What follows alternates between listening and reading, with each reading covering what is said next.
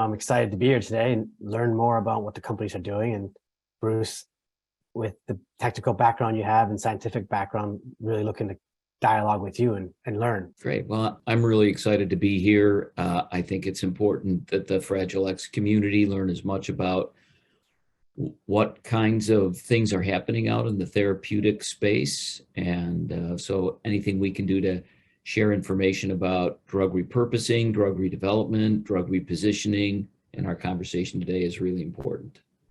No, that's great. Thanks. I mentioned this to you before.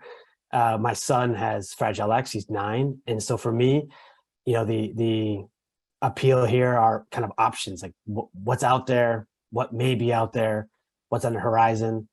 And in some cases, what can I do to help? Be part of the trial, cheer on the sidelines, just how to help the movement, how to help kind of move things forward in any capacity. I think as parents and family members, we're very interested in that. And as we discussed, I have my nephew, Alex, is now over 40 years old, and he also has Fragile X. So I've been part of his life and watched the progression of his growth. He's been on a couple of clinical trials earlier on. And so it's both personally important to me and scientifically important to me that we advance some therapies for Fragile X patients as quickly as possible.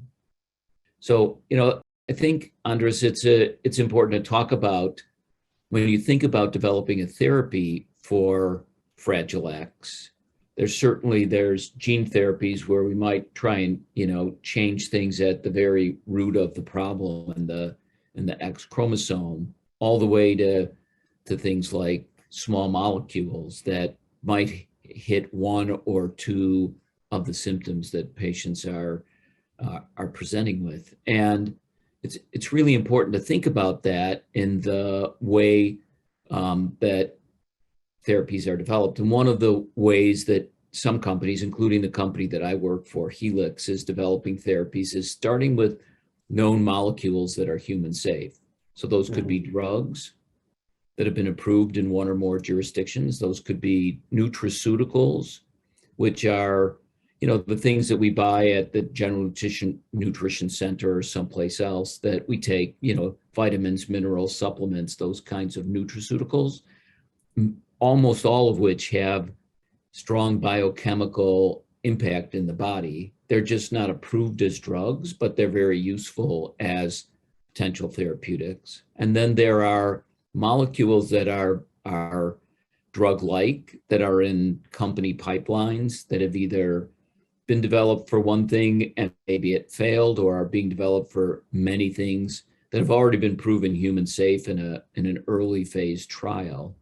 And so Helix and other companies start with those as a backbone to see, can we find another use for that to treat a disease, a multifocal disease like Fragile X. So in our case, we've started and came up with lots of different drugs that there's some scientific evidence that there might be an impact in a disease like Fragile X. And, one of the things that companies do is they have different ways of looking at those kinds of drugs or nutraceuticals or compounds to see how they might impact it. One way that we look at is to look at all the scientific information and medical information that's out there and let a computer make connections between each piece of data and every other piece of data that's in our database. And what it lets us do is it lets us find discoverable biology that's already been created through all the research that people have done around all sorts of diseases, including Fragile X, but in lots of other diseases. And the computers, use algorithms that are created by our computational biologists to search through these masses of data and tease out the connections to try and get an evidence chain between starting with a disease like Fragile X and going all the way to some kind of human safe compound that's already available for human use. And so it's really exciting that computational biology allows us to do this kind of thing. It would be almost impossible for a human scientist to keep track of all those data connections and then, get from one end to the other. But the computer can do that and then turn that information over to a human pharmacologist who can then see, does it make sense? Is it strong enough? Is that drug potentially safe in that patient population? What kinds of symptoms is this likely to attack? What might be the potential way that it works, its mechanism of action, its target, the pathway that it's going to interact with. So the computational biology piece added to the starting with a known compound, which some people call drug repurposing or drug repositioning.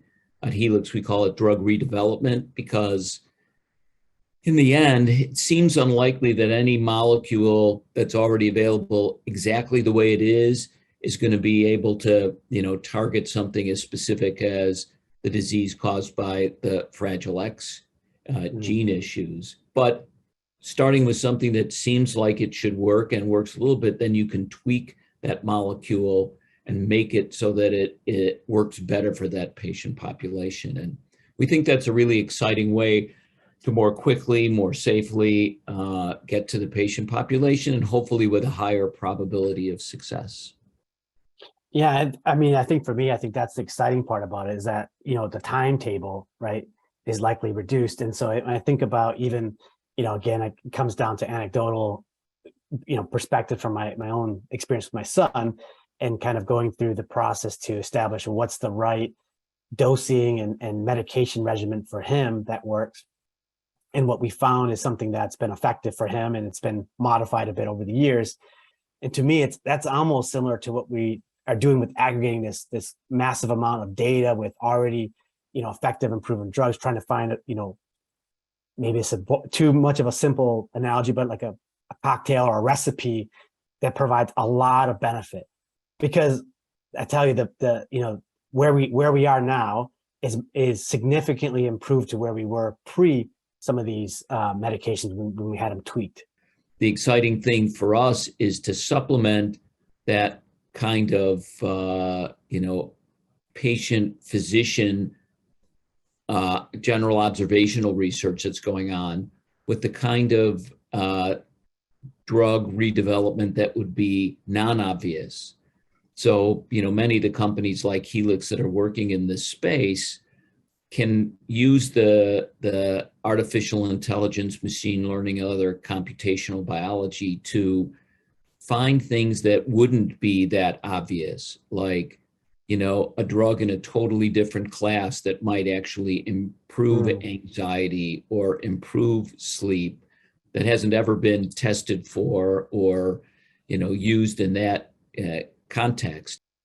Well, I also like the idea of the computer modeling, and the simulations because it reduces some of the need to get, in a clinic essentially, right? So when we talk about even clinical study design, just how do you bring somebody into the process with high anxiety and, these challenges that, medical and healthcare treatment will always be necessary because we're humans and we need to care. Yeah, some of the computer modeling that we'll hope to rely on someday is, can we model what a placebo group would look like so that we don't have to put any living patients in the placebo group and they can all be on treatment? Because I know how hard that is for families that participate in clinical trials, not knowing whether they're getting the treatment drug or the placebo drug. That's interesting because I was thinking also about, at the end, at a point where we do have new, effective medicines, well, what's the delivery mechanism?